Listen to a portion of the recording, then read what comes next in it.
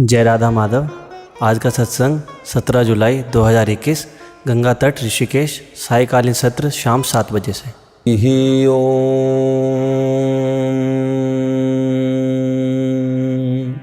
अज्ञानतिमिरन्धस्य ज्ञानाञ्जन शलाकया चक्षुरुन्मीलितं येन तस्मै श्री गुरुवे नमः। जय जय श्री राधारमण, जय जय नवल किशोर, जय गोपी चित्तचोर प्रभु, जय श्री माखन चोर।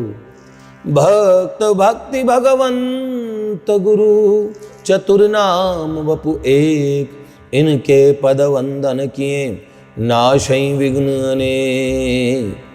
नारायणं नमस्कृत्यं नरं चैव नरोत्तमं, देवीं सरस्वतीं व्यासं ततो जयमुदीरयेत्।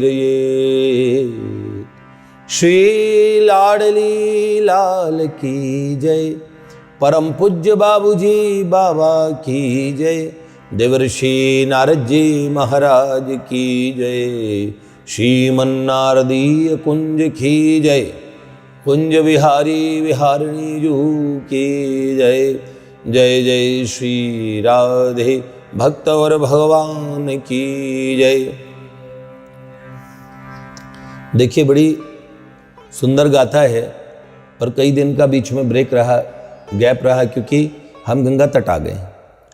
गंगा तट पे हमारी प्यारी गंगा मैया के तट पे हैं हम इस समय, और यहाँ पे ऋषिकेश में हमारी दूसरी गंगा मैया हैं जिनके कक्ष में हम बैठे हैं इस समय। यहाँ पे इन्होंने ऐसा पूरा नारदीय निकुंज में जैसे हमारी व्यवस्था वैसी व्यवस्था हमारी करवा दी, और हमने सोचा कि अब इस कब हमारे श्रीपतित पावन भैया कह रहे थे, भैया कई लोग कह रहे थे कि ऐसा सेटअप लगाना गजब ढा गया ऋषिकेश में भी। तो मैंने कहा क्या बात है। वो ये सोच रहे थे कि जो पहले जो रिकॉर्डिंग्स है वो पुरानी रिकॉर्डिंग्स है, और अब जो रिकॉर्डिंग है वो ऋषिकेश की है। तो अब ये जो सेटअप लगाना गजब ढा गया जिन भैया ने कहा, वो वास्तव में मुझे ये बात है कि वो आज से वो बात लागू होगी। और प्राची जी के विषय में हमें पूरा चरित्र तो हमारे सब बालकों ने सुना है, उनके अपने जीवन काल की घटना है तो सब जानते हैं, हम लोग तो सब जानते हैं। लेकिन गा के बोलने में इन लोगों को भी कौतूहल रहता है कि अब उस बात को गायन में कैसे कहेंगे। तो इसीलिए मैंने प्यारे ठाकुर जी से आज कहा कि मुझे कैसे भी समय मिल जाए। आज सुबह मैंने उठ के लिखना शुरू किया, वो आगे का एपिसोड लिखा है और उसको सुनाएंगे। प्राची जी का ये प्रथम, और अगर अभी हम 1 महीने केदारखंड में हमारा रहने का विचार है, अगर वहाँ भी ऐसी हमारी व्यवस्था बनी तो हम वहाँ भी बोलेंगे, क्योंकि एक विशेष साधना, एक विशेष अनुष्ठान के लिए वहाँ जाने का मन में संकल्प था। तो तद अनुरूप आप जितने भी जो हमारे नारदीय निकुंज के भैया लोग हैं और जो परिवार हैं और भी जो भक्त परिवार जो दूर से सुनते हैं, उन सब के लिए जो प्यारे प्रभु की सुंदर लीला को जानना चाहते हैं। असल में मैं बताऊं, इस लीला को महापुरुषों ने बड़ा प्रेम किया। संतों ने तो कहा ये तो क्या कुछ अद्भुत घटनाएं हैं। संतों महापुरुषों के और प्राची जी ने वो रहस्य बताए। मैंने एक बात कही ना, कोई सर्वज्ञता कहते किसे हैं? सर्वज्ञता उसे कहते हैं जहां आपका जिस स्थान से आपके अंतःकरण में विचार उठना शुरू होता है, उस स्थान से आपकी उस विचार उठने के मूल को भी पहचानते हो, उन्हें सर्वज्ञ कहते हैं। मूलतः प्रभु ही सर्वज्ञ हैं, लेकिन जो प्रभु में पूरे डूब चले हों और जिनके अंतःकरण पे पूर्ण वर्चस्व प्रभु का हो जाए, फिर वो भी सर्वज्ञ हो जाते हैं। कितनी बातें हम बताएं। प्राची जी हमारे यहाँ क्या चल रहा है, वो इतनी दूर, कितने 100 किलोमीटर दूर लखनऊ, कहाँ हमारा गाजियाबाद, वहाँ से देख के बताती थी अब देखो यहाँ पे ये आए हैं, इन्होंने ये कपड़े पहन रखे हैं, ऐसे ऐसे सारी घटनाएं उनको ऐसे तमाम कई विद्याओं से लोग पता कर सकते हैं। लेकिन प्राची जी की वो विद्या थी जो जिनके पास ऐसी अल्पकालीन तंत्र विद्या के माध्यम से कोई ऐसी सिद्धि से किसी को आपको कुछ बताएगा तो वो आपको अल्पकालीन प्रभावित करेगा, सदा के लिए प्रभावित नहीं करेगा। पर महापुरुष वो आपको भगवान के सुंदर पथ से जोड़ नहीं सकता, भगवत विश्वास नहीं दे सकता, वो आपको भगवान की अनुभूति नहीं दे सकता। आपको चमत्कार दिखा के चमत्कृत कर देगा, आपको आश्चर्य में भर देगा, सिर्फ इतना। उनकी धमक सर्वकाल के लिए नहीं होती, सर्वकाल तक वो हमारे हृदय को प्रभावित नहीं कर सकते, और महापुरुषों की लीलाएं बड़ी अद्भुत होती है।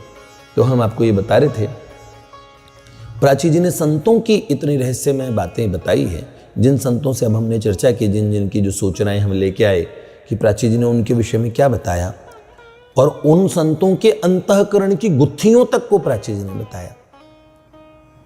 तो इस आधुनिक काल की इस परम भक्ता ने जो अब हम क्या कहें, प्राची जी का चित्र हम किसी भी प्रकार से नेट पे नहीं डाल सकते, क्योंकि उनकी बुआ जी ने जो परम साधिका हैं और प्राची जी की प्रेरणा स्रोत रही हैं। प्रारंभिक जो साधनाएं हैं उनकी बुआ जी ने ही प्रारंभ करवाई थी प्राची से। तो वो बुआ जी, उन्होंने सौगंध दे के अपनी कहा कि किसी फ़ोन इत्यादि के माध्यम से इसका प्रचार नहीं होना चाहिए। प्राची जी की जो रिकॉर्डिंग्स हैं वो भी हमने रखी हुई है। 1 महीने तो हम नहीं मिलेंगे, लेकिन नारदीय निकुंज में हमने प्राची जी को भी कहा था कि हमसे जुड़े हुए भक्त जब तक ये देख लेंगे, हम इसको फिर डिलीट कर देंगे, और हम अपना वादा पूरा करेंगे, हम डिलीट जरूर करेंगे, लेकिन जो भक्त इच्छुक हैं उन्हें दर्शन करवा के प्राची जी के, और जिनको भी मैंने दर्शन करवाए अभी, एक महापुरुष के पास व्यक्तिगत मैं उनकी वीडियो रिकॉर्डिंग ले गया था जो उन्होंने हॉस्पिटल से करवाई। तो और वो उन्होंने सौगंध दे के सिर्फ उन महापुरुष के लिए रखी थी, इसलिए हमने जो वो दिखाई तो कोई सब अचंभित रह जाते हैं कि ये कन्या कैसे अंतःकरण की बातों को पढ़ लेती है, और भगवान के उस राज्य की बातें जो महापुरुष कहते हैं कि हम समझाएंगे भी तो लोग समझेंगे नहीं। प्राची जी ने उन्हें आधुनिक शब्दों का प्रयोग करके बताते हुए, वेद मंत्रों से लेकर सभी शास्त्रों का सिद्धांत समझाते हुए, और बहुत लोगों को जो अधिकारी थे उनको अनुभूति भी प्रदान की है, अनुभूति प्रदान की है प्यारे श्याम सुंदर की। तो इसीलिए बहुत थोड़े से काल के लिए, जैसे हमारे शास्त्र कहते हैं, प्राची के चरित्र को, प्राची के जीवन को देखने के बाद हमेशा लगा कि मुहूर्त ज्वलनम श्रेयम न तो धूमायुतुम चिरम। मुहूर्त भर के लिए ही सही क्यों न हो, मुहूर्त भर के लिए ही क्यों न हो, धधक के जलना श्रेष्ठ है। वो दिया जो धधक के जलता है, चाहे मुहूर्त भर के लिए सही, कितनी रोशनी करेगा, है? सोचो, कोई लकड़ी है, वो भोजन पकाएगी, वो है तो वो धधक के जले, तो मुहूर्त भर के लिए ही सही, पर धधक के जलना ही श्रेष्ठ है। जीवन भर धुंधियाते रहना नहीं, धुआं छोड़ते रहे, धुआं छोड़ते रहे, ऐसा नहीं। तो उनका जीवन ने मुहूर्त भर के लिए थोड़ा सा जीवन काल उन्होंने जिया। 8-9 महीने नारदीय निकुंज का अभिन्न अंग ये कन्या, और अद्भुत इन्होंने हम सब की ग्रंथियों को और भेदन किया। हम लोगों को क्या बताएं, सर्व संशय का छेदन किया। तो हम प्राची जी के चरणों में बहुत बहुत प्रणाम करते हैं। हालांकि उनको ये वाक्य बिल्कुल नहीं जचता, इसलिए मैं कहता नहीं। हालांकि मैं प्रणाम उन्हें नित्य करता हूँ, नित्य महापुरुषों की श्रृंखला में जब मैं प्रणाम करता हूँ उनमें प्राची जी को 2-2 बार प्रणाम करता हूँ।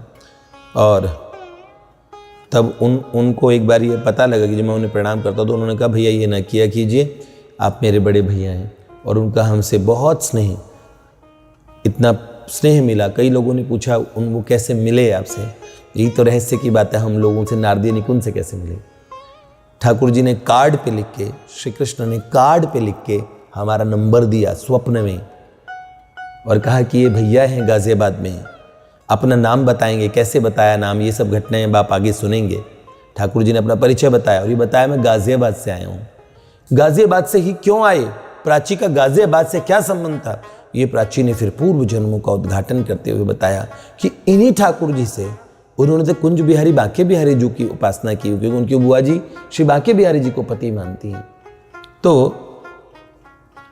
लेकिन उन्हें माधव जी का अनुभव कैसे हुआ, फिर उन्होंने वो कारण बताया, और कितना सुंदर कारण। जिस शिलाखंड की वो आज से पिछले जन्म, आज से 2 जन्मों पूर्व, और जब वो उपासना करते थे मकराना में, तो 1 भाई और 2 बहनें। तो जो बड़े भैया थे, उन बड़े भैया ने अपनी दोनों बहनों को भगवत पथ की तरफ निर्देशित किया कि भगवान ही एकमात्र प्रापणीय हैं, एकमात्र प्राप्य भगवान ही हैं जिनको प्राप्त करना चाहिए। तो उन भैया से उपदेश पाके, उनसे मंत्र पाके उन्होंने साधना शुरू की। तो तीनों भाई बहन भगवान का भजन करते थे।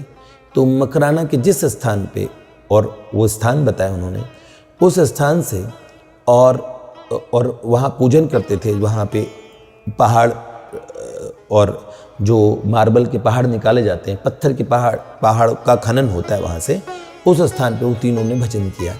और एक शिला पे और रोली, सिंदूर और आरती लेके दो शिलाओं का, पर्वत की दो शिलाओं का, उस पहाड़ की दो शिलाओं का पूजन किया जाता था, जिनमें राधा रानी माधव के भाव से उनका पूजन होता था। उन शिलाओं का बहुत पूजन रहा। उन्होंने पूरे जीवन भर, उन तीनों साधकों ने उन ठाकुर जी का, जबकि वो ठाकुर जी की मूर्तियां नहीं थी, केवल वो शिलाएं थी, उन शिलाओं का भगवान के भाव से पूजन किया। कालांतर में वर्षों बीते और खनन करने वालों की दृष्टि में जब वो पहाड़ गए तो उन्होंने मार्बल के पत्थर और विक्रेताओं को वो पहाड़ तोड़ के दिए, उससे मार्बल के जो पत्थर बने। और उन दो शिलाओं से जिन कालांतर में जिन मूर्तियों का निर्माण हुआ, वो मूर्तियां श्री राधा माधव जी के रूप में हमारे नारदीय निकुंज के इस मंदिर में आई।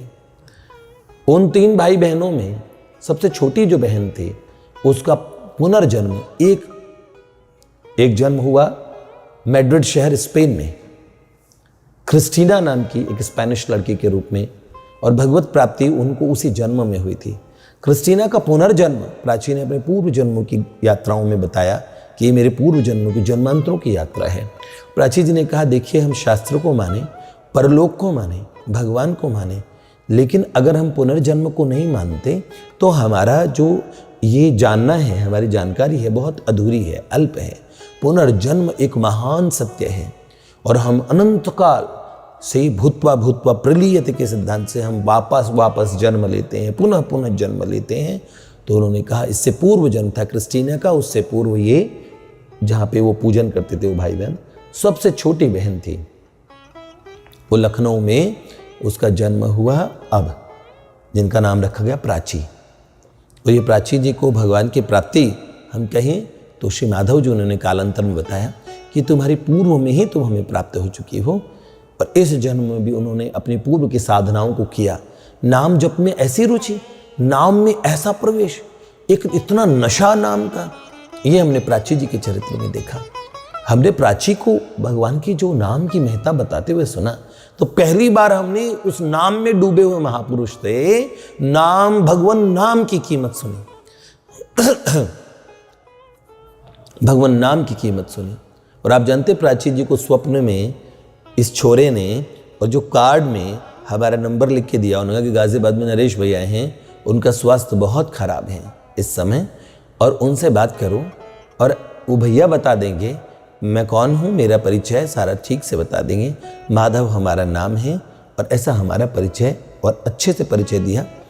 उन्होंने कहा देखो तुम हमारा ही नाम जपती हो और इतने समय से हमारा नाम जपती आई हो और हमें पति रूप में वर्ण किया था। तो प्राची ने स्वप्न में पूछा कि आप फिर कुंज बिहारी जी, बांके बिहारी हैं? तो उन्होंने कहा अरे वो तो काले हैं, देखो हम कितने गोरे हैं। ऐसे करके वो हंसे। प्राची जी ने कहा आप स्वप्न में बोल रहे हैं तो हम ये कार्ड पे लिख रहे हैं तो हम भूल जाएंगे ना। तो वो कार्ड प्राची जी को जागने के उपरांत उनके पास था, जिस कार्ड में नंबर लिखा था। और एक अज्ञात घटना से, जिस दिन उनका फोन आने वाला था, हमें पूर्व में ही किसी ने ये कृपा करके ये बताया कि आज कोई एक विशेष फोन आपके पास आने वाला है, एक ऐसी विशेष घटना होने वाली है, वो अविस्मरणीय होगी। अब जो होने वाला है वो अकल्पनीय होगा। वो आपकी साधना का एक बहुत बड़ा पड़ाव है, जिसमें एक महापुरुष का जो आज आगमन होने वाला है, आज की जो घटना होने वाली है वो बहुत विशेष होने वाली है। आपके एक फ़ोन, जो हमारा, मैं फ़ोन नहीं रखता, तो फ़ोन ये बालक रखते हैं। प्राची के समय में हमने एक फ़ोन रखना शुरू किया, क्योंकि प्राची के फ़ोन आने शुरू किए तो हम स्पीकर पे उनका फ़ोन लगा के फिर वो माधव उवाच ग्रंथ लिखवाती थी, वो ग्रंथ हम लिखा करते थे। तो वो बोलती थी उस समय में फ़ोन की ज़रूरत पड़ी। उससे पहले मैंने कभी फ़ोन नहीं रखा है। मैं अध्यापक रहा, टीचर रहा, आज तक हमारे घर में छोटा बालक तक फ़ोन रखता है, पर मैंने कभी फ़ोन नहीं रखा। फ़ोन का मुझे बहुत भय लगता था कि भजन छूट जाएगा, फ़ोन भी एक अनर्थ का मूल है, बहुत ज़्यादा फ़ोन में फिर ध्यान जाता कि, लेकिन हुआ भी ऐसा ही। कालांतर में मुझे फ़ोन लेना ही पड़ा। और आजकल और कई लोगों के, और अब मैं फ़ोन पे वार्ता तो नहीं कर पाता, लेकिन जैसे मैसेज कोई मेरे पास भेजता है कि भाई इस मैसेज का उत्तर आप लिख दीजिए या बोल दीजिए, तो मैं उस मैसेज का उत्तर बोल के दे देता हूँ। लिखना तो मेरे लिए टाइप इतना नहीं करना आता मुझे। तो हमारा जो पुराना फ़ोन था वो बिल्कुल खटारा फ़ोन, और उस फ़ोन की स्क्रीन ख़राब हो गई थी, ना उसमें स्क्रीन में ना उसका स्पीकर चलता था ना। वो 15-20 दिन से वो फ़ोन चल ही नहीं रहा था। और हमारे ये प्रहलाद जी बैठे हैं, इन्हीं के फ़ोन से, इनके साथ ही मैं काम कर रहा था, इन्हीं के फ़ोन पे मैं फ़ोन के जितने सारे मैसेजेस के उत्तर वगैरह सब इनके फ़ोन से दे रहा था। और उस दिन अचानक उस जो हमारे फ़ोन का नंबर दिया गया, वो फ़ोन ख़राब फ़ोन चल पड़ा। और उसकी जिसको फ़ोन रिपेयर करने वालों ने बोल दिया फ़ोन बहुत पुराना हो गया, अभी चलेगा नहीं, इसका सारा सिस्टम ख़राब है, नया फ़ोन ले लीजिए। और वो फ़ोन चल पड़ा, उसकी स्क्रीन भी चल पड़ी, उसका स्पीकर भी चलने लगा। और प्राची जी का जो पहली प्रथम आवाज़ हमने सुनी वो ये थी, प्रणाम भैया जी, हम प्राची श्रीवास्तव बोल रहे हैं लखनऊ से। और बड़ी बहुत प्यारी उनकी आवाज़, तो आप सुनेंगे तो आप मुग्ध हो जाएंगे, आपको बड़ा आनंद आएगा। जो लोग सुनते हैं, अभी भी सुन रहे हैं, उन्हें बड़ा सुंदर लगा। उनके कंठ का उनका जो स्वर है वो भी बहुत सुंदर है। तो फिर हमें नहीं पता था कितनी बड़ी घटना होने वाली है। फिर अगर कोई आपको कह दे मुझे भगवान की प्राप्ति हुई है, इतने समझदार आप भी उसे चक्की का आटा खाते और हम भी उसी का खाते हैं, कोई हमें यूँ ही बुद्धू बना दे। हमने कहा ना कि मुझे भगवान की प्राप्ति हुई है। भैया हमारी प्रॉब्लम यह है कि हम लोगों ने बहुत शास्त्र पढ़ लिए हैं और बहुत प्रवचन सुन लिए, बहुत बातें सुन ली है, तो पर उसकी अनुभूति तो हमें बिल्कुल भी नहीं है। हमने सुना इतना है और अनुभूति इतनी सी भी नहीं है, इसलिए हम कहते हैं ओह ऐसा कैसे हो सकता है। इसलिए मेरे मन के अविश्वास ने भी सामने आके प्रश्न करने शुरू किए, ऐसा कैसे हो सकता है। उसके बोलने का विश्वास, उसके बोलने की शैली कहीं से कहीं तक दिखावे की नहीं थी, ऊपर से मेरी एक अनुभूति भी थी जिसमें मुझे ये ज्ञात था कि ऐसी घटना होने वाली है। और फिर ये सारी चीज़ों का मेल हुआ, मैंने उस पर थोड़ा विश्वास किया। थोड़ा विश्वास होने के बाद फिर घटना बढ़ी आगे। फिर विश्वास की और एक लहर, एक आंधी, एक ऐसी बाढ़ आई जहाँ विश्वास अनुभूति में प्रकट हो गया, जहाँ उन्होंने बहा दिया सबको। पहले हमारे नारदीय निकुंज में हमें चर्चाओं में से लगने लगा कोई अज्ञात शक्ति से हमारी सब चीज़ों को पता कर रहा है, हमारे अंतःकरण, कोई हमारी माइंड रीडिंग जैसी कोई चीज़ कर रहा है, कोई हमारे मन को पढ़ रहा है।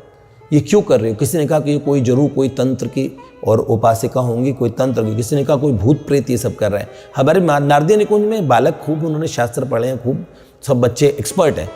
हमारे बच्चों ने मेटेरियलिस्टिक पढ़ाइयाँ पढ़ी है, लेकिन उन्होंने आध्यात्मिक पढ़ाई भी तो बहुत पढ़ रखी है। तो कई बालकों ने सुझाव दिया कि ये जरूर कोई देव, यक्ष, गंधर्व वगैरह है, बहुत सारी चीज़ें होती है इस प्रकृति में छुपे हुए, ये कोई जरूर कुछ ऐसा पैरानॉर्मल कुछ चल रहा है, ऐसा जैसे कोई भूत इत्यादि की कोई घटना जो हमें प्रभावित कर रहे हैं। हमने सब चीज़ें खंगाल ली और फिर धीरे धीरे धीरे बात बढ़ते बढ़ते यहाँ तक हो गई कि प्राची जी ने और सबके भजन को इतना बढ़ा दिया, भगवान में सबके विश्वास को बढ़ा दिया। एक दिन ये सब तर्क सबको बकवास लगने लगे और सबको लगने लगी सबसे बड़ी बात क्या, ईश्वर सत्य है, भगवान सत्य है, भगवत प्राप्त महापुरुष सत्य है, भगवान की बातें, भगवान की वार्ताएं, शास्त्रों की सभी बातें त्रिकाल में सत्य है, त्रिकाल में सत्य है, पहले भी सत्य थी, सत्य है, सत्य ही रहेगी। और जब कोई महान और व्यक्तित्व, एक महान विभूति अपने अंतःकरण की अनुभूत चीज़ों को बताती है, तो फिर वो एक तीर तुक्का नहीं रहता, वो वस्तु आपके सामने प्रकट करने का सामर्थ्य भी उनमें होता है। तो प्राची जी ने पूरे नारदीय निकुंज में जो कहा सो प्रकट करके दिखाया। तो इसीलिए हम सबके अब वो विश्वास की बजाय हम सबकी अनुभूति का विषय है।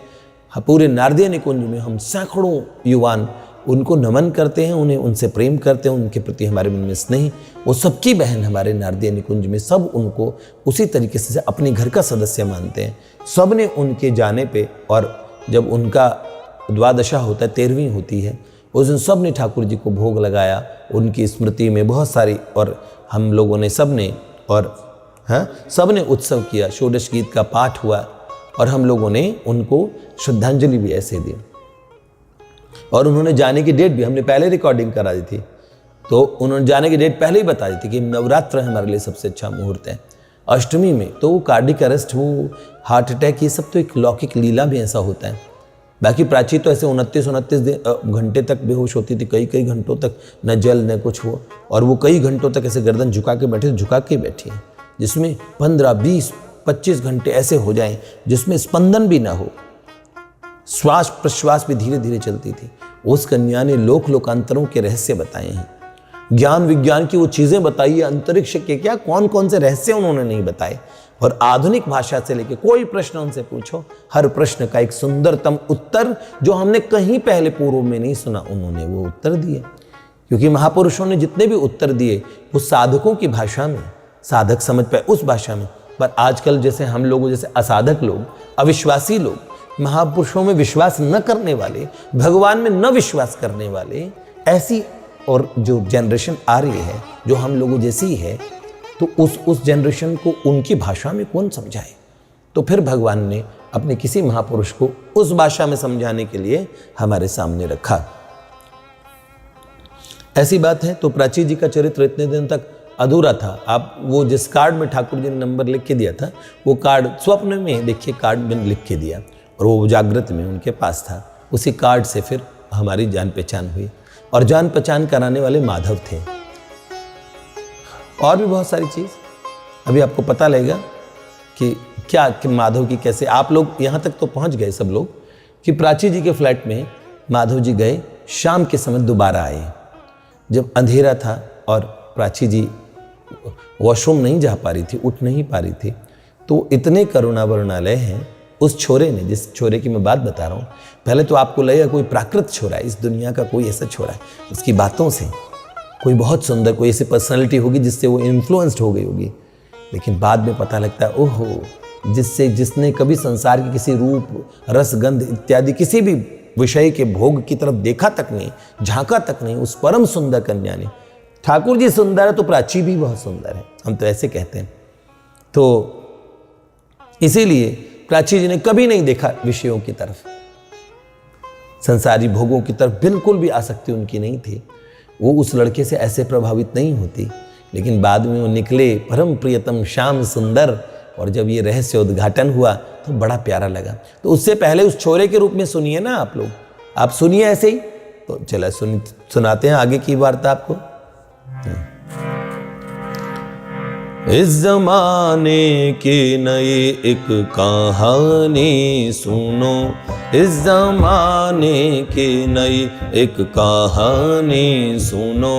जब नंद दुलारा पुनः आ गया, जब नंद जू का प्यारा पुनः आ गया, नए परिवेश में, एक नए भेष में, नए परिवेश में, एक नए भेष में, वो बलिनो चलाना गजब ढा गया, वो बलिनो चलाना गजब ढा गया, वो बलिनो चलाना गजब ढा गया, वो बलिनो। कैसे वॉशरूम में कैसे ले गए, गोद में लेके गए, और चुपचाप प्राची जी ने वॉशरूम को देख रही थी तो ठाकुर जी कुछ बोले नहीं, और झट से उठाया और वॉशरूम में छोड़ा और कहा चिंता मत कीजिए, मैं डोर बंद कर देता हूं, मैं बाहर खड़ा हूं, हैं? और प्राची जी ने देखा उनके नेत्रों में पवित्रता बहुत थी। गले में वो तुलसी कंठी पहन के सुबह देखी थी उन्होंने, उसमें बाबा और भाई जी का चित्र था लॉकेट में। तो परिचय कराया, अब तो उन्हें लगा कि ये संतों को मानता है, ये लड़का अच्छा लड़का होगा, ये विश्वास हो गया। क्या ठाकुर जी बाहर खड़े हो गए और क्या कहा उनको, मुझको दीजिएगा बता, मुझे जब भी हो आना, मुझको दीजिएगा बता, मुझे जब भी हो आना, जब भी लगे ठीक आपको आवाज लगाना, जब भी लगे ठीक आपको आवाज लगाना, जब भी लगे ठीक आपको आवाज लगाना, जब भी लगे ठीक आपको आवाज लगाना। मत होइए फिक्रमंद मैं कर दूंगा डोर बंद। देखिए उन्होंने डोर कहा तो मैं द्वार क्यों बोलूं? मैंने अंग्रेजी के शब्दों का वहां से प्रयोग शुरू किया जो शब्द उन्होंने बोले थे। इसीलिए मेरे मन के भीतरी वाणी ने कहा क्यों रे ये अंग्रेजी भाषा बड़ी खराब है। लेकिन जब उन्होंने डॉक्टर से बोला था, doctor please sir she is in severe pain sir, please आप आके देखिए ना सर, ऐसे करके जब वो बोल रहे थे तो उन्होंने बोला मैं डोर बंद कर देता हूं। तो मैं द्वार बंद करने लिखना जरूरी नहीं है मुझे, इसलिए मैंने तो क्या ठाकुर जी कह रहे हैं आप फिक्र मत कीजिए।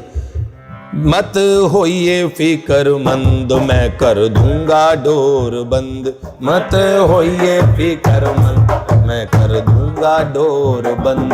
कह के उसका बाहर आना गजब ढा गया, कह के उसका बाहर आना गजब ढा गया।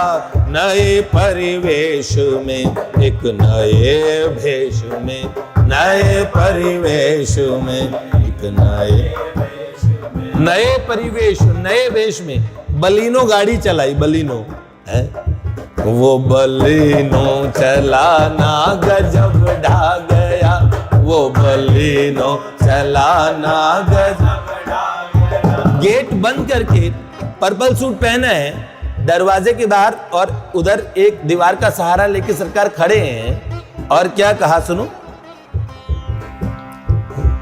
प्राची सोचने लगी ये थोड़ा दिखता विचित्र, प्राची सोचने लगी ये थोड़ा दिखता विचित्र, किंतु दिखती इसकी नजरें मुझे अतिशय पवित्र, किंतु दिखती इसकी नजरें मुझे अतिशय पवित्र, किंतु दिखती इसकी नजरें मुझे अतिशय पवित्र, किंतु दिखती इसकी नजरें मुझे, इसकी नजरें बड़ी पवित्र हैं, बड़ी बड़ी पलकें हैं, घुंघराली अलकें हैं, जुल्फें एकदम घुंघराली, एकदम चिट्टा गोरा लड़का, बड़े बड़े नेत्र, आंखों की आई लैशेस बहुत बड़ी और आईब्रोज इतने सुंदर है, नासिका इतनी तीखी है और सुंदर एकदम लाल लाल अधर ओष्ठ, मतलब लिप्स इतने सुंदर, ठोड़ी इतने सुंदर, पर्सनालिटी इतनी प्यारी और पर्पल सूट पहने हुए इतना मतलब किलिंग जिसे बोलते हैं ना, इतने क्या गॉर्जियस लग रहे थे।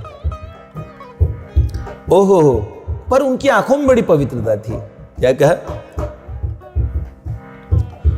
हुआ ऐसा एहसास आया मन में विश्वास, हुआ ऐसा एहसास आया मन में विश्वास, ये प्रभु का ही भेजा यहाँ आ गया, ये प्रभु का ही भेजा यहाँ आ गया। क्योंकि प्राची जी की बिल्डिंग में कोई आने वाला था नहीं, क्योंकि वो लड़की उस बिल्डिंग में रहती है और किराए पे और अपनी स्टडी के लिए, तो वो किसी से मिलती भी तो नहीं थी, अकेले में बैठ के नाम जप करती थी। तो बिल्डिंग में कोई आता होगा तो आके पूछेगा भाई आप कैसे हैं कैसे।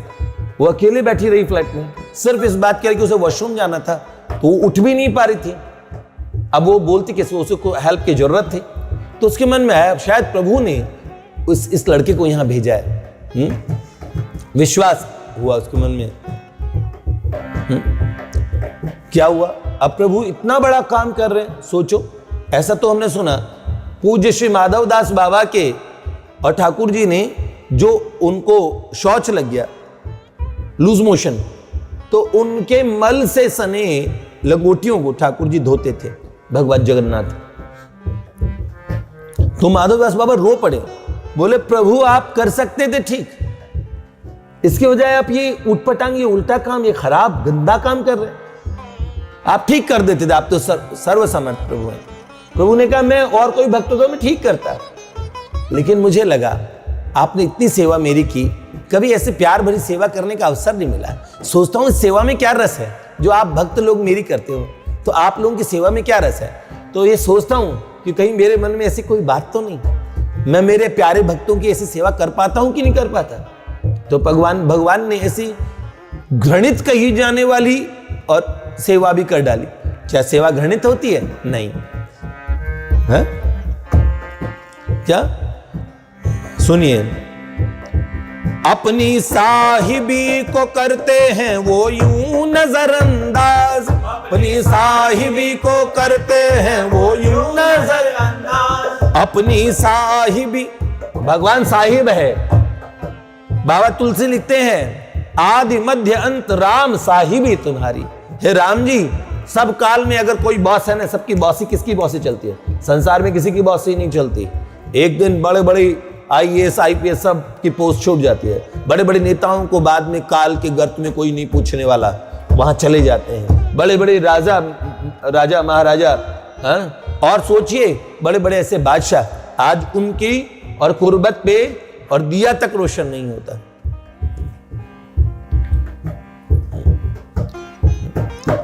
और उनकी साहिबी, भगवान की साहिबी सदा चलती है। अपनी, लेकिन भगवान अपनी साहिबी को नजरअंदाज कर देते हैं भक्तों के आगे। अपनी साहिबी को करते हैं वो यूं नजरअंदाज, अपनी साहिबी को करते हैं वो यूं नजरअंदाज। खड़े देवालय को छोड़ शौचालय के बाहर आए, खड़े देवालय को छोड़ आज देवालय में रहने वाले प्रभु बड़े बड़े मंदिरों में भगवान पूजित है, बड़े बड़े तीर्थों में बड़े बड़े महात्मा मन के मंदिर में उनका ध्यान करते हैं। पर आज भगवान मंदिर छोड़ के आए हैं, कहाँ? शौचालय के बाहर खड़े हैं, क्योंकि उनके भक्त को कोई दिक्कत ना हो। हमारे परम पूज्य बाबा, और जब उनके हंसली की हड्डी में चोट लगी थी, उस समय उन्हें धोती बांधने में समस्या थी और शौच के लिए वो शौचालय में थे। तब भगवान की सुंदर दिव्य हाथों से प्यारे ठाकुर जी ने उनकी धोती बांधी है। हाँ, क्या? खड़े देवालय को छोड़ शौचालय के बाहर आ, खड़े देवालय को छोड़ शौचालय के बाहर आ, खड़े देवालय को छोड़ शौचालय के बाहर आ, खड़े देवालय को छोड़ शौचालय के बाहर आ। जो ही प्राची ने पुकारे आए दौड़ के भीतर प्यारे, जो ही प्राची ने पुकारे आए दौड़ के भीतर प्यार। वही अंदाज वाहरे गजब ढा गया, वही अंदाज वाहरे। प्राची जी ने निवृत्त होने के बाद उन्हें आवाज लगाई, तो जैसे आवाज लगाई दौड़ के भीतर आए। आऊं? ऐसे पूछा। हाँ, अच्छा ठीक है। आए, हाथ धुलवाने में मदद की भी और वापस लेके आए। है? वही अंदाज बाहरे। जो ही प्राची ने पुकारे आए दौड़ के भीतर प्यारे, जो ही प्राची ने पुकारे आए दौड़ के भीतर प्यारे। वही अंदाज वाहरे गजब ढा गया, वही अंदाज वाहरे गजब ढा गया। नए परिवेश में एक नए भेष में, नए परिवेश में एक नए भेष में वो बलिनो चलाना गजब ढा गया, वो बलिनो चलाना गजब ढा गया। सोफे पे लाके बिठाया और टिफिन किसका था? जो लेके गए थे हमारे वृंदावन प्रभु की माता जी का, वो बड़ा वाला टिफिन ले गए। और सामान क्या था? उस दिन नारदे निकुंज में 15 मार्च था। जब आप नारदे निकुंज जाएंगे तो 15 मार्च का आपको पता लगेगा। हमारे नारदे निकुंज का उत्सव होता है वो। हाँ, और रात्रि में 56 भोग, क्या 100 से ऊपर भोग बनते हैं, 150 भोग बनते होंगे। 151 भोग थे, 151 भोग। और उन भोग में से अच्छे अच्छे आइटम उठा के ले गए होंगे, सारे अच्छे हैं वैसे। तो वो टिफिन खोल के, क्योंकि प्राची जी ने सुबह से कुछ खाया नहीं था, अब शाम की मेडिसिन लेनी थी, पेन किलर वगैरह भी खाली पेट कैसे लेते, तो क्या बोला? लाके प्राची को फिर से जो बिठलाए वो, लाके प्राची को फिर से जो बिठलाए वो, लाके प्राची को फिर से जो बिठलाए वो, लाके प्राची को फिर से जो बिठलाए। देखिए ये मैंने लिखा, अभी तक गाया नहीं, सुबह दोपहर में लिखा था, अब इन्होंने गाया। देखो एक मात्रा भी इधर उधर गाने से गड़बड़ हो जाती है ना, क्योंकि देखिए भजन होता है 3 लाइनों का, 4 कड़ियों का, ये 100 से ऊपर जा रही है और सारी कथा को हमें इस गा के सुनाना है। तो इसीलिए आप समझ लीजिए कि इसमें गाते, जो जैसे गाते हुए मैंने लिखा है ऐसे मुझे दोबारा गाना पड़ेगा। क्या? लाके प्राची को फिर से जो बिठलाए वो, लाके प्राची को फिर से जो बिठलाए वो, रखा सामने तुरंत जो टिफिन लाए वो, रखा सामने तुरंत जो टिफिन लाए वो टिफिन सामने रखा, सोफे पे बिठाया और फिर टिफिन खोलना शुरू किया। उन्हें कहा बर्तन है, उन्होंने बोला जी किचन में है। बर्तन लेके आए, इन्हें धो दूं? ये धोए हुए हैं। अच्छा ठीक है, पानी उसमें डाल के सब टिफिन सामने थाली प्लेट वगैरह लगा दी और फिर क्या रखा सामने तुरंत जो टिफिन लाए वो, रखा सामने तुरंत जो टिफिन लाए वो। गर्मा गर्म ले गए हैं और उन्हें गाजियाबाद से लखनऊ लाने में वो गरम गरम ही ले आए हैं। क्यों बताएं आपको मजे की बात, हमारे नारदीय निकुंज में समोसे चढ़े, प्राची के पास जो कुछ नहीं खाती थी वो, और उसको फीड करने के लिए नाक में पाइप लगाई हुई थी, तो ऐसी प्राची के पास में भी उन्होंने समोसे पहुंचवा दिए, यहां नारदीय निकुंज के समोसे। ऐसी घटना बाद में भी हुई। मेरे घर से बाबा बाबूजी का भस्मा विशेष, बाबा बाबूजी की स्मृति के वो एक बॉक्स है सिल्वर कलर का, वो बॉक्स हमारे घर से गायब हुआ। इनकी बड़ी बहन थी वो मेरी भांजी हैं, वो टीचर हैं। सुबह से हम घर में ढूंढ रहे हैं वो बॉक्स कहाँ चला गया, और वो हमारे घर की बहुत बड़ी निधि थी। उसको, उस निधि का अब वो खो जाए तो घर में बड़ी चिंता हो जाएगी, विचार हो जाएगा लोगों को, सबके मन में बड़ा विचार हो गया कि भैया कैसे करें, ये तो बहुत उन्होंने कहा अब कैसे करें। हमने बहुत ढूंढा, उसे मिला नहीं, और थोड़ी देर बाद में प्राची जी का फोन आया। उन्होंने कहा कि भैया वो हमारे पूजा के स्थान पे रहता है रोज, और हमने कल तक देखा, आज कहां चला गया। सुबह से हमने ढूंढना शुरू किया, 3-4 घंटे लग गए। प्राची जी का फोन आया, उन्होंने कहा भैया बात ये है आपको किसी और उस बॉक्स के, सिल्वर के बॉक्स के ऊपर ढूंढ रहे हैं आप, तो भाई जी बाबा वाला जो बॉक्स है उसकी चिंता हो रही है आपको। मैंने कहा अरे बाप रे, हम तो पूरे घर के सब लोग परेशान हैं। उन्होंने चिंता मत कीजिए, कल रात को आपके घर से वो मेरे पास ले आए थे, उन्होंने वो लखनऊ में उस बॉक्स के साथ फोटो खिंचवाई है, वो बॉक्स उनके घर पे और बाबा जी का। थोड़ी देर में, कितनी देर, 10 मिनट फोन में बात हुई है और वो बॉक्स उनके पास है। और इधर मेरी भांजी ने भगवान के सामने भोग रखा, भोग रखते ही जैसे सामने रखा, वो बॉक्स सामने नहीं था, भोग रखा, ऐसे झुकते ही देखा सामने बॉक्स है। भगवान को प्रणाम करने के लिए भगवान भोग लगाइए, वो दौड़ के आई। उन्होंने बोला मामा हमारे घर में तो कोई भूत आ गया, देखो कैसे बॉक्स ऐसे आंखों के सामने ऐसे आ गया। तो मैं तो डर गई, वो डर के बाहर आई। मैंने कहा बेटे यहाँ एक ही भूत हो सकता है, दूसरा भूत तो यहाँ आ नहीं सकता। यहाँ विष्णु सहस्त्रनाम, भागवत जी, रामायण जी, सारे दिन 24 घंटे इसमें भजन होता है इस स्थान पे, और यहाँ कौन सा भूत आएगा। यहाँ तो एक आता है जिसको बाबा कहते थे ना हमारे परम पूज्य राधा बाबा सरकार, कि एक भूत भूतनी दोनों मुझ पे कब्जा करके बैठे हैं, तो वही भूत आ सकता है और कोई दूसरा भूत नहीं आ सकता। वास्तविक बात यही थी है? तो क्या किया उन्होंने तो ऐसा करना कोई मुश्किल नहीं है, 1 मिनट 1 सेकंड में वहां से लेके उस बॉक्स को आ गए। ऐसा तो हमने जीवन में कभी नहीं देखा। चीजें आती हुई देखी, हमने चीजें हिलती हुई देखी, बड़ी बड़ी, बताओ जब बड़े बड़े बेड खिसक रहे, बड़ी बड़ी मेजें खिसक रही, कोई बात ही नहीं। हाँ, और जो घटनाएं हो रही थी वो सर्व समूहों में सबके सामने हो रही थी। कोई एक जने की दृष्टि में भ्रम होगा, दूसरे का खराब होगा, तीसरे का खराब होगा। अच्छे अच्छे न्यूज चैनल से जुड़े हुए लोग, सोचिए डॉक्टर्स हैं वो लोग, ऐसे नहीं कोई पढ़े लिखे हमारे, कोई हमें कह दे आप तो सब लोग, जैसे प्राची जी को डिक्लेयर कर दिया लोगों ने स्वघोषित कि वो मेंटली इल थी, लो उनके घर के लोगों ने। अब उनकी बहन ने तो मुझे बोला भैया मैं तो ऐसा नहीं मानती, मेरी दीदी इतनी इंटेलिजेंट, टॉपर, कॉलेज टॉपर, सब बातें वो अच्छी करती थी, वो मेंटली इल कैसे हो सकती है, वो बोलती नहीं थी ज़्यादा, ठीक है, पर बोलती थी सिर्फ भगवान की बात। वो भगवान की बातें करना लोगों को लगता था क्या आए बाएं बोल रहे हैं, वास्तविक बात है ये। तो जरा देखिए, सामने टिफिन रखा गर्मा गर्म, आपको समझ में आया ना कैसे लेके आए।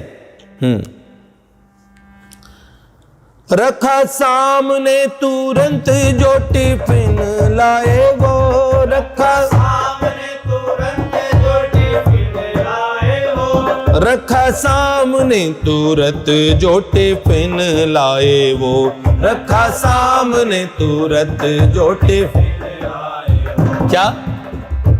बर्तनों में ला परोसा चाट पराठा और समोसा, बर्तनों में ला परोसा चाट पराठा और समोसा, सांभर और मसाला डोसा गजब ढा गया, सांभर और मसाला डोसा, सांभर और मसाला डोसा गजब ढा गया, सांभर और मसाला डोसा गजब ढा गया। मिक्स वेजिटेबल के पराठा, हमने उस दिन भी वो बताया कौन कौन चीज किस किस के यहाँ से बन के आई थी। मसाला डोसा और चाट थी आलू की, समोसे थे, हैं क्या? बर्तनों में ला परोसा चाट मसाला, क्या? बर्तनों में ला परोसा चाट पराठा और समोसा, सांभर और मसाला डोसा गजब ढा गया, सांभर और मसाला डोसा। अब बोलने का स्टाइल देखो, हमारे छोरे ऐसी बात करते हैं तो मुझे लगता है कि या तो ये हमारे छोरे उनसे कॉपी कुछ सीख के आए हैं या ये कुछ इन लोगों से सीख लेते हैं। हम मंदिर में जो बातें करते थे ना, ये इतनी खुफिया, इनका रात में हम सब लोग 5-10 जने मिलके जो बात करते थे, अगले दिन, और प्राची जी हमें बताती कल आप लोग ये सब बात कर रहे थे ना, मैंने कहा ये सोते नहीं क्या? कह रहे मुझे भी नहीं लगता ये सोते हैं कभी। कह रहे थोड़ी देर तो आप लोगों के पास उधर होते हैं, फिर इधर आ जाते हैं, इधर बातें। और उन्होंने इतनी बातें बताई, क्या सुनिए क्या शब्द बोल रहे वो, मिक्स वेज और पनीर शाही बेजोड़ है, मिक्स वेज और पनीर शाही बेजोड़ है, शाही पनीर मिक्स वेज और 150 तो ऐसे भोग बने थे। कह रहे ये बड़े बेजोड़ हैं, बड़े जबरदस्त हैं। क्या मेन प्रसाद था उस दिन? मिक्स वेज और पनीर शाही बेजोड़ है, मिक्स वेज और पनीर शाही बेजोड़ है, आलू गोभी के पराठे भी बड़े तोड़ हैं, आलू गोभी के पराठे भी बड़े तोड़ हैं। अरे बड़े तोड़ हैं ये।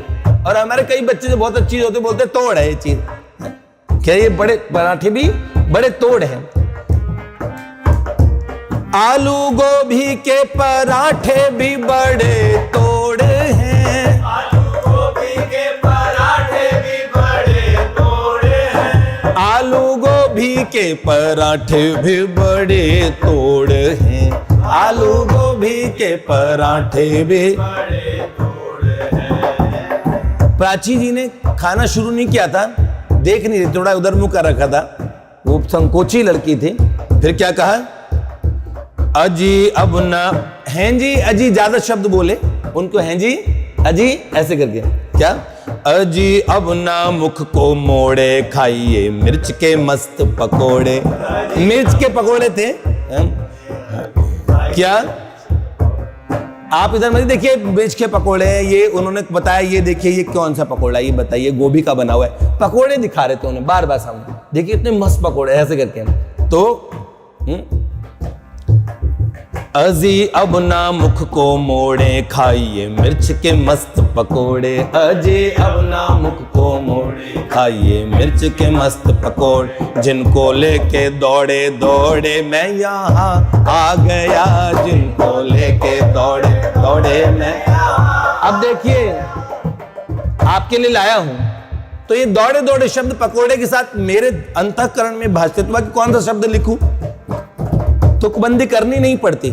ये जो लिख रहा हूं, ये लिखने के लिए प्रभु वो शब्द देते कि ये शब्द लिख दो इसमें, तो अंतःकरण में लगता है कि हाँ, क्योंकि पकोड़े के साथ में उन्होंने कहा आपने उधर मुंह क्यों कर रखा है? उनका ये था आप ही खाइए, देखिए पकोड़े देखिए कितने अच्छे, ऐसे दिखा रहे थे। तो अब मैंने इसमें बोला अजी मुख ना मुख को, अजी अब ना मुख को मोड़ें, आप उधर मत देखिए। मैंने इस सेंटेंस को ऐसे बोल दिया, अर्थ तो नहीं बदला ना। जब मैंने बोल के सुनाया था ऐसे बोल के सुनाया था, अब मैं इसे गा के सुना रहा हूं, तो मैंने इसको बोला मुख ना उधर ना देखिए, इधर देखिए। क्या हाँ? और आपके लिए लेके आया हूं, तो मैंने ये दौड़े दौड़े शब्द यहां पे लिखा, समझ में आया ना। अजी अब ना मुख को मोड़े, खाइए मिर्च के मस्त पकोड़े,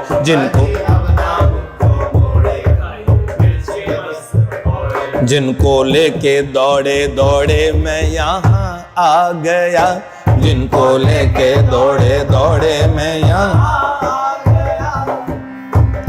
नए परिवेश में, एक नए भेष में, नए परिवेश में, एक नए भेष में, वो बलिनो चलाना गजब आ गया, वो बलिनो चलाना गजब आ गया। क्या?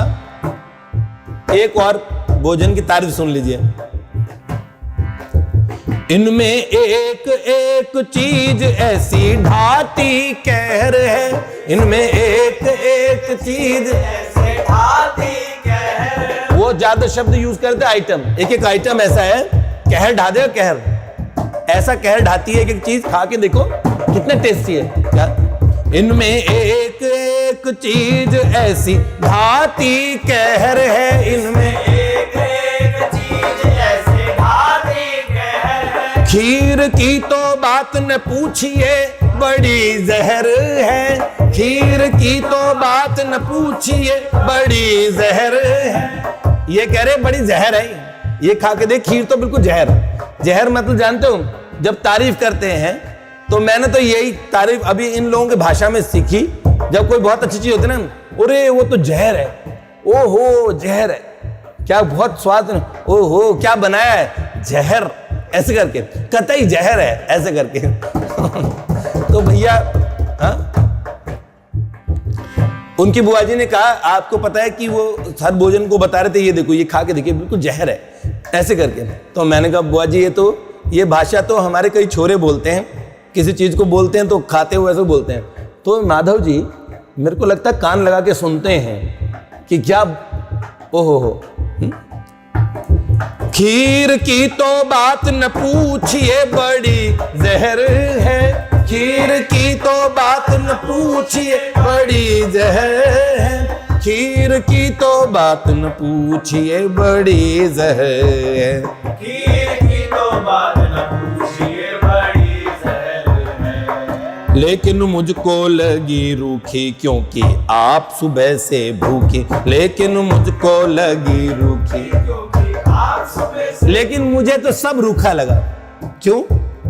क्योंकि आप सुबह से भूखी थी, मुझे जब आपका ध्यान आया लेकिन मुझको लगी रूखी क्योंकि आप सुबह से भूखी, लेकिन मुझको लगी रूखी क्योंकि आप सुबह से भूखी, ऐसी बातें बनाना गजब आ गया, ऐसी बातें बनाना गजब ढा गया, ऐसी बातें बनाना गजब ढा गया, ऐसी बातें बनाना गजब ढा गया। अब आगे सुनिएगा कैसे भोजन करवाया, भोजन करवाने के बाद में अपना परिचय कैसे दिया और कुछ बातें ऐसी।